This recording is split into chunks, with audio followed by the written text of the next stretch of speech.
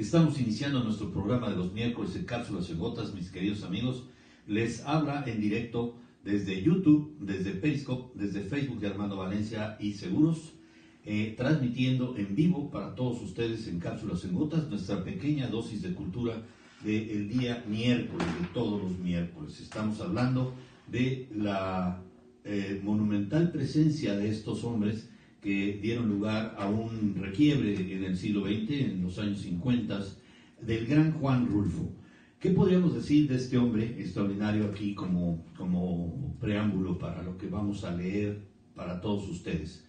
Juan Rulfo, fuertemente influenciado por la Revolución Mexicana, pero más allá por la pobreza y la miseria que vive en su niñez, dan un decantamiento, un cambio en el rumbo de la novela histórica revolucionaria.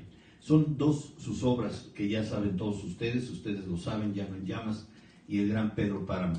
Son dos novelas extraordinarias o una colección de cuentos, una de 17 cuentos y la otra una descripción magnífica de lo que puede ser un poquito de magia y de horror, porque el gran hombre que va a buscar a su padre, que es Pedro Páramo, se la pasa hablando con muertos. Es increíble cómo a estas alturas de la vida uno todavía se sorprende de estas maravillas, porque en cualquier pueblo, en cualquier lugar de México, podríamos hablar de muchos Pedros Páramos. ¿Por qué no recordarlo el día de hoy, haciendo ya prácticamente unas 3 semanitas más y terminamos ya con estos grandes hombres de la literatura para dar paso a los presidentes de México desde la época revolucionaria hasta la fecha? Y saludo con mucho cariño a Sony, a Amer, buenos días, gracias a Angie Cosío, Leti Velázquez, Bugarini, mi querido Félix, gracias, buen día, ojalá te guste el programa, yo sé que te gusta la novela histórica, mi querido Félix, y más la revolucionaria. Espero hacer de esto una buena entrega. Y Angie Cosío Ramos me saluda, igualmente, mi querida Maggie, a todos los que me hacen el favor de ver y a los que no, que después me ven en video, les dedico este trabajo de Juan Rulfo. El gran Juan Rulfo, qué bueno que se llamó así, o así le quisieron decir, porque ahí les va el nombre completo, ¿no? No me lo sé, lo tengo que leer porque no me acuerdo. Juan Nepomuceno Carlos Pérez Rulfo Vizcaíno, conocido como Juan Rulfo, nace un 16 de mayo de 1917, Sayula, Jalisco, en México. Dicen que por un pueblito más, por ahí más cercano a Sayula, no directamente en Sayulita, pero fallece el 7 de enero de 1986, nos deja a los 68 años que tenía en la Ciudad de México de cáncer de pulmón. Por supuesto es mexicano, de nacionalidad mexicana. Su cónyuge fue Clara Angélica Aparicio Reyes. Sus hijos son Claudia Berenice, Juan Francisco, Juan Pablo y Juan Carlos. Es por antonomasia, pues escritor, guionista después y fotógrafo también. Las obras ya dije, El Llano en Llamas y Pedro Páramo, miembro de la Academia Mexicana de la Lengua, distinguido con el premio que se le otorga en España, el Príncipe de Asturias de las Letras. Y todavía para los que quieren investigar y tienen interés en conocerlo, tiene un sitio web que curiosamente se hace post-mortem, que es juan-rulfo.com. El que quiere entrar, pues ahí lo tienen. El que quiere escuchar los audiolibros, para que no pierdan mucho tiempo, el audiolibro dura 5 horas 20 minutos de Llano en Llamas. El de Pedro Páramo es más corto, pero ambos vale la pena que ustedes los escuchen. Juan Rulfo, el gran Juan Rulfo, nace en Sayula, como dijimos, Jalisco, el 16 de mayo del 17, la Ciudad de México, fallece el 7 de enero del 86, fue escritor, guionista y fotógrafo mexicano, perteneciente a la generación del 52. La reputación de Rulfo se asienta en 2 libros, que prácticamente es su obra completa, El Llano en Llamas, compuesto de 17 relatos y publicado en 1953, y la novela Pedro Páramo, publicada en el 55. Juan Rulfo fue uno de los grandes escritores latinoamericanos del siglo XX. En sus obras se presenta una combinación de realidad y fantasía, cuya acción se desarrolla en escenarios rurales y postrevolucionarios de México. Fíjense que él también fue muy fuertemente influenciado porque a su padre lo ahorcaron. Entonces imagínense ustedes que tengan en memoria desde niños la muerte de su padre por ahorcamiento. Porque acuérdense ustedes que de 1926 a 1929 la guerra llamada la Cristiada o la Guerra Cristera perseguía a los seguidores de la Iglesia Católica, que no estaban de acuerdo con las normas que los impedían, los imposibilitaban en participar en actos públicos o actos de Estado o actos de gobierno, ¿no? La separación de Iglesia y Estado se daba en forma bélica y en forma de represión bélica. Y fantasía cuya acción se desarrolla en sus escenarios rurales, obviamente cargados de tristeza, de pobreza, de alcohol, de estos machos mexicanos que, como Pedro Páramo, tuvo cada mujer, bueno, tuvo todas las que quiso, pero solamente se quedó con su adorada Susana. Sus personajes representan y reflejan la tipicidad del lugar con sus grandes problemas socioculturales, enhebradas con un mundo quimérico. La obra de Rulfo, y sobre todo Pedro Páramo, es el parteaguas de la literatura mexicana que marca el fin de la novela revolucionaria, lo que permitió las experimentaciones narrativas, como es el caso de la generación del medio siglo en México o los escritores pertenecientes al boom latinoamericana. En sus primeros años, como les adelanté, era huérfano de padre a los 7 años debido a la Revolución Cristera que sufrió México en la época. 4 años después, lamentablemente también, pues él tendría 11 años cuando perdió a su madre. En 1924 inició sus estudios de primaria, en 29 se trasladó a San Gabriel y vivió con su abuela, pero posteriormente acabó en el orfanatorio Luis Silva. Actualmente es el Instituto Luis Silva, en la ciudad de Guadalajara, del que no tuvo muy buenos recuerdos y él mismo califica como correccional en una entrevista de 1977. En 1933 intentó ingresar a la Universidad de Guadalajara, pero al estar en huelga optó por trasladarse a la Ciudad de México. Asistió de oyente al Colegio de San Ildefonso.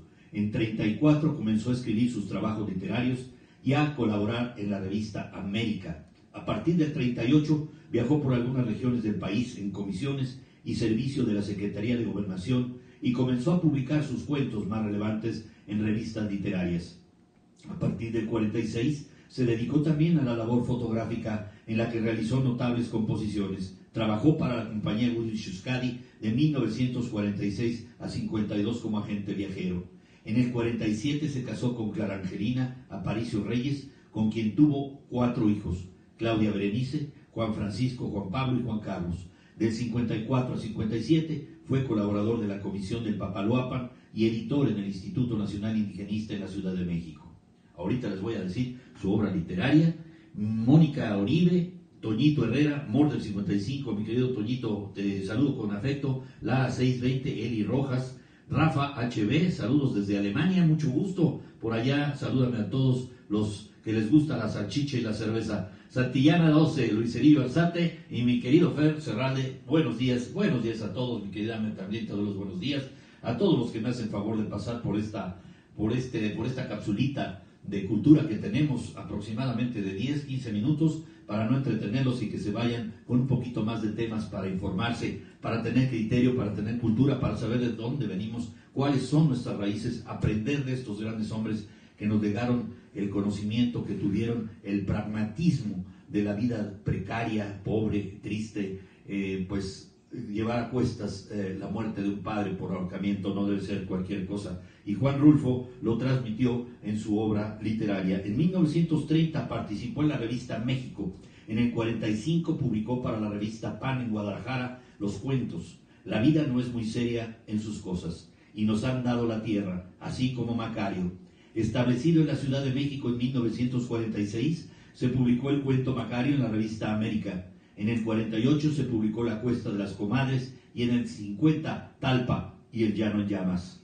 En 51 la revista América publicó el cuento Diles que no me maten. Es una narrativa extraordinaria en el que se confunden quién es el que va a morir y esa descripción está magníficamente bien editada ahí en YouTube para que la escuchen. Así se llama, Diles que no me maten. A veces no se entiende porque hay que escucharla 1 o 2 veces, porque no sabemos si es el interlocutor el que va a morir o va buscando venganza de alguien que mató a algún pariente. En 1953 el Fondo de Cultura Económica integró El Llano en Llamas, al que pertenece el cuento Nos han dado la tierra, en la colección de letras mexicanas. En el 55 se publicó Pedro Páramo. La breve obra de Juan Rulfo, que consta solo de 2 libros, le valió reconocimiento en todo el mundo de habla habla española, el que se concretó en premios tan importantes como el Nacional de Letras en el 70 y el Príncipe de Asturias de España en el 83. Fue traducida a numerosos idiomas. En el 53 apareció el primero de ellos, El Llano en Llamas, que incluía 17 narraciones, algunas de ellas situadas en la mítica Comala, que son verdaderas obras maestras de la producción cuentística. En el 55 sale a la luz Pedro Páramo, la primera y única novela que escribió Juan Rulfo. El acontecimiento señala el final de un lento proceso que ha ocupado al escritor durante años, que demuestra toda la riqueza y diversidad de su formación literaria.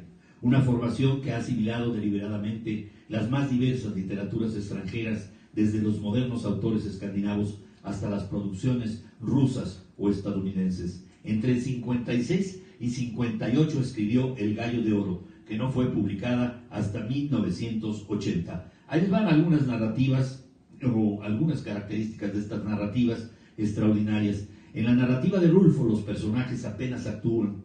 Son fundamentalmente gente que siente y que expresa lo que siente, no expresa lo que actúa. Entonces ese es el cambio importante en la novela histórica de México con Juan Rulfo. Por eso hay una novela histórica revolucionaria de México antes de Juan Rulfo y después de él, porque los personajes sienten, les duele, platican como si estuviéramos hablando hoy en día del chisme del pueblo, ¿no? Del chisme de la colonia, de que si Chuchita, que no se vuelva ¿cómo le dicen? De cascos ligeros, ¿no? O cosas así que pues en la cantina se dirimen, o en el tablón, en aquellos hostales, ¿no? de esa época tan precaria, tan pobre, un llano árido que no hay nada que hacer más que quemarlo, porque ya no era tierra fértil. En fin, fundamentalmente piensan, recuerdan y transmiten sus miedos, sus odios, sus remordimientos. De este modo podría calificarla como una narrativa de conciencia en un sentido no oficial. Los ambientes y los mismos personajes carecen de toda ubicación y rostro, pero no por eso parecen ser menos reales. Esto se debe a la recreación de personajes como si fueran gente común y corriente que no tiene nada especial. Así bien, la magnificencia de estos recae en el lector por la historia de violencia que guardan tras de sí. En el fondo de la creación tienen un lugar la Revolución Mexicana y la Revolución Cristera, así como sus consecuencias. El campo mexicano descrito continúa con el problema del latifundismo a pesar de las reformas de Cárdenas. La revolución no consigue que el latifundismo mexicano se extinga.